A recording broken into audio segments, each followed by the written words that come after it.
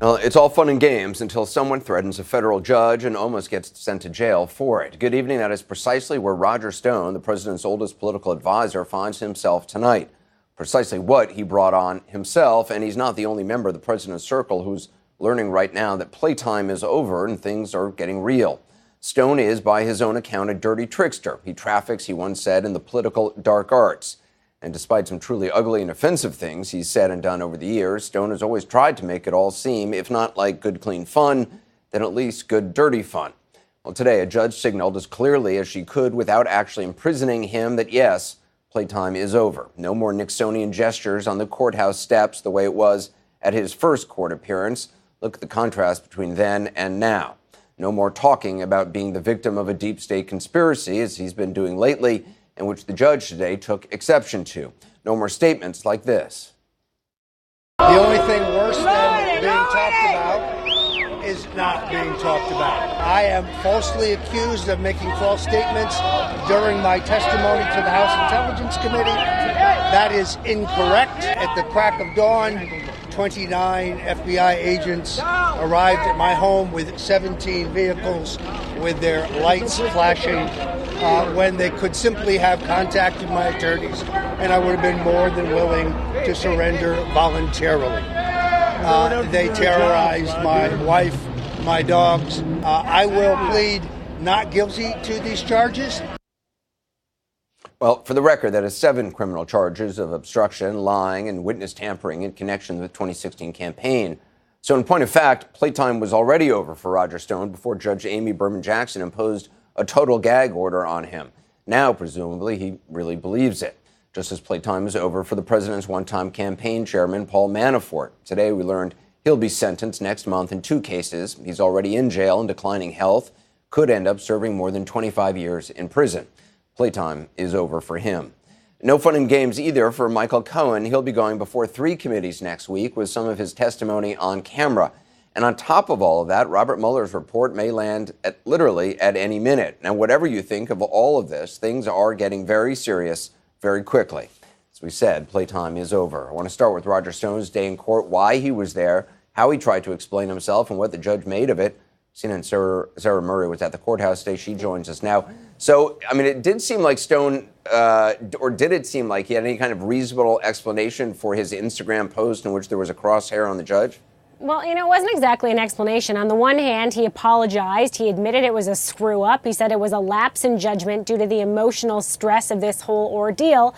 On the other hand, he didn't have a clear explanation of how it came to be in the first place. He said he has these volunteers who help him find these photos and that someone supplied it to him, but he didn't know which volunteer it was, and he didn't know how he got the photo in the first place, and he wasn't able to explain exactly how he selected that one out of all the options given to him. So it certainly wasn't a satisfactory explanation to the judge. And it didn't seem like the judge really was buying what Stone was selling there. No, she really wasn't. I mean, she was almost incredulous, actually. She said you had multiple options for photos you could have chosen, and this is the one you chose. She actually took a little while to deliberate over what she had heard, and she came back, and she was incensed that Stone had chosen a photo that could incite others. She said that it was deliberate, that it sent a sinister message, and she was worried about the signal that might send. And as you pointed out, Anderson, she warned Roger Stone that if he did not abide by this latest gag order, she was willing to throw him in jail. What are the specific terms of the gag order? I mean, what can't Stone talk about? So remember, the first gag order was pretty lenient and basically said Roger Stone can't talk about this case around the courthouse. And now she said, clearly you had problems abiding by the sort of spirit of this gag order. So now he's not allowed to talk about his case at all in any venue, no interviews, no social media posts, nothing like that. He is allowed to say he's innocent. He is allowed to ask people to donate to his legal defense fund. And the judge pointed out again, he's allowed to go out there and talk about anything else in the news, just not this case. She also took it a step further and said you can't send any messages through intermediaries. So you can't have spokespeople going out there and defending you, talking about this case on your behalf. So that's certainly a blow to someone like Roger Stone, who, as we know, loves to be in front of a camera. Yeah, Sarah Murray, thanks very much. Nancy Gertner is a former federal judge. She joins us now. So does former federal prosecutor Jeffrey Toobin, our chief legal analyst. Jeff, you were also inside the courtroom today. What was your take on what happened? What was it like? It was wild, Anderson. No one even knew that he was going to testify. So he goes up on the witness stand, and it begins innocently enough. He says, "I'm so sorry. This was a mistake. It never happened again." Then he's asked a very simple question. Well, what happened? How did this Instagram post take place? And he couldn't explain it. Well, there were these people who had his phone, and someone put a photograph in there, and I don't know where the crosshairs came from, but maybe they're not really crosshairs, that they're a Celtic image from ancient history. I mean, the whole thing made very little sense. The judge, who initially didn't seem all that irritated, kept getting angrier and angrier as Stone kept testifying. And finally, she was so frustrated, she said, "I'm taking 15 minutes. I'm going to try to figure out what to do here." And then she came back and just excoriated Stone for giving what she said was a false and misleading explanation of what happened, and then, imposed this total gag order for talking about the case. But, he went from a reasonably okay position to about this close from being locked up. She said to him at the end, "This isn't baseball. You don't get 3 strikes. Next time you violate one of my orders, you're going with Paul Manafort in prison." So it was a wild, interesting day. Do you think he'll be able to abide by the ruling, Jeff? Certainly his lawyers are going to be hitting him with rubber hoses saying, "Stop doing this stupid stuff." But Roger is a free spirit and he loves attention, and he is allowed, he said, "Look, I make my living as a public spokesman, as giving speeches. Don't take that away from me because my consulting business has fallen apart. This is my only source of income." And the judge was sympathetic to that. So he's allowed to talk about politics. He's allowed to talk about Trump. He's just not allowed to talk about his case. I think he'll abide by it, but we'll see. Right. Judge Gertner, I mean, you heard Jeff's account of what happened in court. I'm wondering what you make of what Stone told the judge, and do you agree with her ruling? I mean, she could have gone further, revoked Stone's bail, ordered him jailed.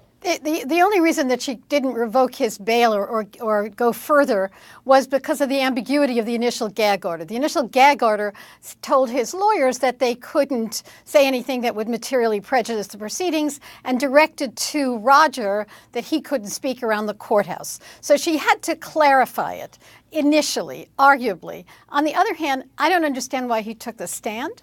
I don't understand, because now he is, the judge has good reason when the case is over to say that he lied on the stand, and his testimony sounded incoherent. I was getting angry listening to Jeff's account at it. So I think that she's remarkably, restrained in this situation. There's no reason to do what he did. This isn't a commentary on his innocence. This was an attack on the judge, and a dangerous attack on the judge. There really is no justification for it. Well, also, Judge, she said, threatening a federal judge is a crime. Right, that's right. But I mean, it's not, as I said, it's not like he is speaking. What he's doing is an ad hominem attack, taking her picture and posting it. This is way beyond, I just accidentally stepped over the line talking about my defense. This is an attack. And it wasn't, I mean, she had no time for the explanation that this symbol was like Celtic imagery from the Celtic occult. Right. I mean, right. And she said in her opinion, everybody knows what crosshairs are. Right. And he never really acknowledged that he knew he was putting crosshairs in. The crosshairs somehow got in there through some mysterious force. I do think that he got away pretty easy when you consider, what crosshairs means to every normal thinking person. That's some scary business. Right, and just even putting her picture is so scary. Posting her picture is enough. Yeah. Jeff, do you expect prosecutors would try to charge Stone with threatening a federal judge? I don't think so. I think, he's the case is what the case is, but his bail currently is hanging by a thread, and this is going to be a long time till the trial. There are millions of documents. The judge was talking about, a trial in the fall. So if he gets locked up, that means months in prison even before his trial. So, bail is an extremely important issue here. and we'll see if he can abide by it. And so, Jeff, I mean, if Mueller gives in his report, Mueller's not involved then in finishing off his trial if it's in the fall. Is he? I think they will be. I don't think the report means the doors are closed to Mueller's office. I mean, there were 2 prosecutors from the U.S. Attorney's Office in Washington and 2 prosecutors from Mueller's office in the courtroom today. I would be surprised if they somehow disappear from the case. They can. Remember, Mueller is part of the Department of Justice, so any lawyers who work for him could easily shift over and remain on the team trying the case. Right, and there's every Judge, reason to you agree believe. Well, there's every reason to believe that they would, even if the special counsel's investigation was over. The very experienced prosecutors who are on the case would continue with it. There's no reason to suspect otherwise.